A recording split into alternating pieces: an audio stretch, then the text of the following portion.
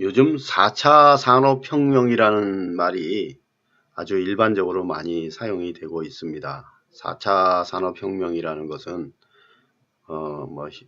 기본적으로 소프트웨어가 중심이 되는 인공지능이라든가 이런 그 인공지능 알고리즘이라든가 이런 거를 중심으로 해서 소프트웨어를 기반으로 하는 혁명입니다. 어떻게 보면은. 예, 물론 사물이 붙고 여러 가지 있습니다만은 기본적으로 소프트웨어가 중심으로 들어가서 변혁을 일으키는 혁명이라고 볼 수가 있겠습니다. 자, 그러면은 우리가 소프트웨어라는 거를 한번 생각을 해볼 때 기본적으로 현재까지는 하나의 우리가 C 프로그램을 짠다고 보면은 여기 C 프로그램이 있지 않습니까? 코딩 방식으로 그냥 짠 겁니다. 코딩을 계속 하지 않습니까? 하는데 여기서의 지금 문제점은 뭐냐면은 이 코딩으로 하는 것들이 갈수록 알고리즘이 복잡해진다는 거죠. 그러니까 로직을 이해하기가 쉽지가 않습니다. 그러니까 코딩을 하면서 로직이 맞는지 틀리는지 품질을 점검하는데 엄청난 시간이 많이 들어갑니다. 그만큼 효율성이 많이 떨어진다는 거죠. 그리고 특히 사물이 많이 결합이 되기 때문에 안전성에 대한 문제도 계속 거론이 될 수밖에 없는 구도가 되고요. 그래서 이 툴이라는 것은 뭐냐면 요거는 세틀이라는 툴인데요. 그 세틀 C 버전입니다. 세틀. 정확하게는 소프트웨어 엔지니어링 툴이라고 보시면 됩니다. 소프트웨어 공학 도구라는 뜻으로 보시면 되겠고요. C 언어 버전입니다. C 언어 버전이라는 의미로 보시면 되겠고요. 일단 개인적으로 본인이 학습할 때 무료로 사용하실 수 있는 툴입니다. 이 툴의 특징은 뭐냐면은 지금 이처럼 코딩을 하는 것을 로직을 이해할 때 보통 어떻게 합니까? 우리가 순서도를 그리거나 이러지 않습니까? 순서도 그리는 것도 시간 많이 걸립니다. 그러면 순서도 그리는 시간 동안에 또 로직을 잊어버려요. 그런 문제점이 발생하잖아요. 그래서 여기는 역공학 이 작업을 하는 이 버튼이 있어서 이 코딩을 한 것을 그대로 눌러주면은 이 상태에서 바로 순식간에 설계로 바꿔줍니다. 이 설계 표기법은 우리나라 TTA 표준으로 이미 공표가 돼서 사용이 되고 있는 표준입니다. 우리나라 표준입니다. 이것은. 그러면은 이 코드에서 이해하는 거하고 이 설계에서 이해하는 것이 어떤 차이가 있는지 제가 간단히 설명을 드리겠습니다. 여기 보시면은 메인 함수가 있지 않습니까? 메인 함수에 이 표찰 모양이 있지 않습니까? 이것은 함수명을 쓰는 부분이다. 이렇게 보시면 되겠습니다. 예, 그리고 여기에 수평선이 있고 여기도 수평선이 있지 않습니까? 이것은 뭐냐면 여기서부터 마라톤 스타트 라인 같이 출발을 해서 여기서 끝난다는 뜻입니다. 그래서 이 선이 쭉 진행이 되어 나가는 과정이라고 볼 수 있겠죠. 그 다음에 상자 서랍 같이 보인 것은 뭐냐면 배열이나 구조체 같이 이 자료를 여러 개를 이렇게 저장을 이 안에 할 수가 있다. 이런 의미로 나타내는 표기이고요. 표기. 특별한 사항이 없을 때는 이거를 이렇게 점으로 표현할 수도 있습니다. 점 하나하나가 말하자면 그 스테이트먼트, 명령 하나하나의 구도다. 이렇게 보실 수 있겠고요. 그래서 여기서는 주로 선언부의 의미를 가지고 있다고 볼 수가 있겠죠. 이 네모 상자 모양은 순차 구조를 의미하는 겁니다. 이 네모 상자 모양은 순차 구조를 의미합니다. 순차 구조라는 것은 무엇일까요? 여기도 스타트 라인이 있습니다. 스타트 라인, 여기가 끝 라인입니다. 이 스타트 라인에서부터 끝 라인까지 차례대로 진행이 된다는 것입니다. 이것도 순차 구조고 이것도 순차 구조죠. 그러면은 최대값 구하기 처리를 하기 위해서 최대값 구하기 처리를 하는 것이 목적입니다. 목적이고 이 안에서 달성 수단이 나오는 겁니다. 그래서 최대값 구하기 처리를 하기 위해서는 첫 번째로 최대값을 구하고 두 번째로 최대값을 출력하는 작업을 해야 된다. 이런 내용이고요. 그 다음에 최대값을 구하는 것도 또 세분화해서 들어가는데 이 세분화에서 들어갈 때 이 동그라미는 뭘 의미하는 거냐면은 반복 구조를 의미하는 겁니다. 반복, 되풀이해서 반복하는 거예요.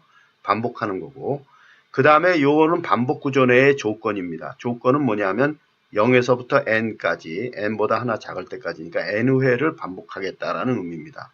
이것은 그 코드상에서는 for문으로 표현되는 것을 이 반복 구조에서는 이렇게 표현을 합니다. 논리표기법에서는. 그리고 여기 이 이중선 같이 된 게 이렇게 돌아간다라는 뜻입니다. 이렇게 반복해서 돌아간다는 뜻이고요. 그 다음에 배열해서 하는 것을 출력을 하고, 그 다음에 지금 세모 모양으로 되어 있는 것은 선택 구조를 의미하는 겁니다. 선택 제어 구조를 의미하는 겁니다. 그래서 최대값을 구한다라는 이 목적을 달성하기 위해서는 세부적으로 맥시멈이라는 최대값 변수가 배열 변수 값보다 작으냐 이렇게 물어봐서 배열 변수 값보다 작을 경우에는 이 맥스에다가 넘버 배열 변수 값을 옮겨주는 작업을 하는 겁니다. 그런 형태로 해서 처리를 하는 구도라고 좀 볼 수가 있겠습니다. 그래서 여기 지금 보시면은 그럼 맥스의 값은 처음에는 어떤 값이 들어가 있는가? 여기 지금 보시면은 선언을 할 때 배열의 맨 첫 번째에 있는 값을 넣어놨죠. 그러니까 처음에는 35라는 값이 들어갔다가 계속 다른 거하고 비교를 하는 형태로 들어가는 형태라고 볼 수 있겠고요.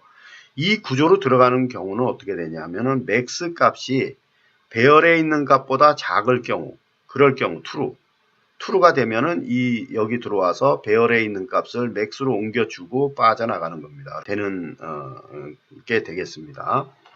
그리고 나서 다 처리가 되고 나면 10번 돌고 나면은 엔터키를 출력을 하고 이 newline이란 n은 newline을 의미하니까요. 엔터키를 출력하고 나서 최대값을 출력합니다. 그럼 최대값은 maximum을 출력하면 되겠죠.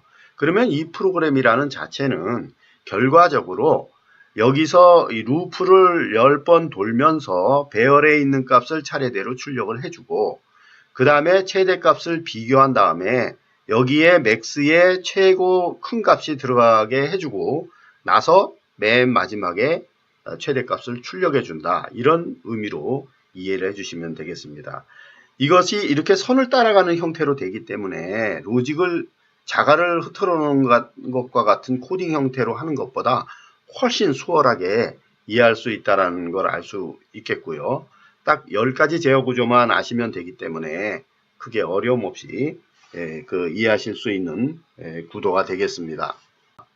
여기서는 쭉 보면은 95가 출력이 되겠죠. 가장 큰 값이니까. 그러면 이 상태에서 이제 컴파일을 바로 할 수가 있겠습니다. 그래서 여기서 컴파일을 바로 해서 우리가 실행까지 연결을 한번 시켜보도록 하겠습니다. 그래서 지금 컴파일을 해보면은 지금 여기서 35에서부터 쭉 나오고 난 다음에 최대값 95가 출력이 되는 것을 지금 확인을 하실 수가 있습니다. 자, 그러면 이 상태에서 이제 끝나는 게 아니라 만약에 내가 이 값을 좀 바꿔보고 싶다 이런 구도가 나올 수 있지 않겠습니까? 그러면 예를 들어서 지금 여기 95라고 나와 있는 부분이 있는데 이 부분을 조금 이것보다 큰 값을 한번 넣어봐야 되겠다. 여기 107이라는 값을 좀 넣는 걸로 작업을 좀 하고 싶다. 설계 단계에서 내가 수정이 됐다라고 봤을 때 그러면 설계에서 이것을 제가 저장을 하고요. 저장을 한 다음에 이 상태에서 코딩으로 바꾸는 게 아니라 바로 그냥 컴파일을 들어갈 수가 있습니다. 그래서 제가 컴파일을 바로 하게 되면은 자동으로 여기서 코딩으로 바뀌면서 바로 컴파일 작업이 연결 작업으로 같이 들어가게 되어 있습니다. 그래서 지금과 같은 구도는 지금 아까 그 값을 제가 107로 바꾼 게 지금 코드로 바뀌었고요.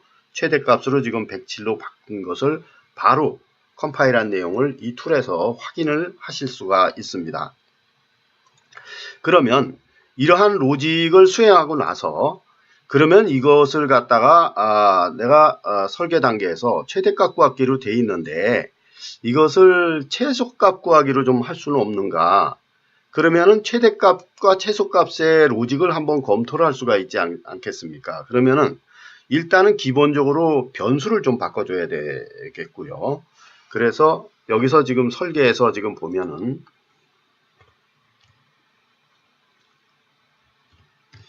맥시멈을 잠깐만요.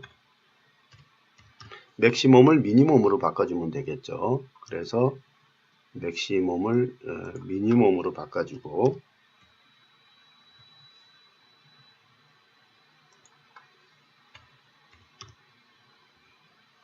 미니멈으로 바꿔주고 미니멈을 출력해야 되겠죠. 네, 이렇게 바꿔주시고요. 뭐 일괄적으로 바꿔줄 수도 있습니다. 이 최대값, 최소값 바꿔주는 거를 그 편집 모드에서 보시면은 그 낱말 바꾸기 기능이 있습니다. 그래서 여기서 최대 값을 최소 값으로 바꿔주면 일단 현재 그 최대값으로 되어 있는 것을 최소값으로 다 바꿨고요. 로직 검토를 한번 해보겠습니다. 여기서 10번 돌 때 이 로직은 같겠고요. 10번 돌 때 지금 보면은 아까 같은 경우는 그 맥시멈 같은 경우는 작을 경우에 바꿔줬는데 지금은 미니멈에 들어있는 값이 커지면은 바꿔줘야 되지 않습니까? 왜냐하면 가장 작은 값을 넣어줘야 되니까. 그래서 미니멈이 변수에 있는 배열 변수에 있는 값보다 크면은 그러면은 바꿔주는 구도로 가면 되겠습니다. 그러면은 이런 로직이라면은 최종적으로 10번 돌고 나서 최종적으로 가장 작은 값이 출력이 되겠죠. 그러면 여기서의 가장 작은 값은 무엇일까요? 그것은 10이겠죠. 그러면 이것을 자 저장을 최소값 구하기라는 이름으로 저장을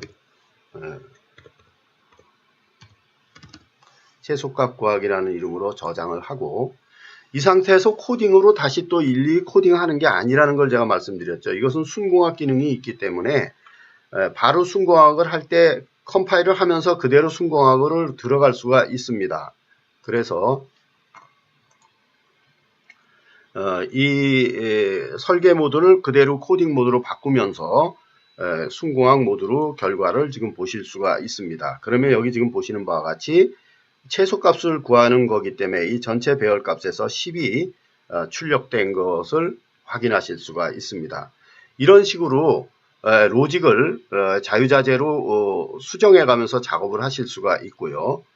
지금 이 설계 모드에서 수정하고 그럴 때 그리는 방법이 아니고 이게 지금 보시면은 여기다 내가 어떤 구조를 넣고 싶다. 그러면은 이 구조를 지정을 한 다음에 그 필요한 구조를 이렇게 넣으시면 됩니다.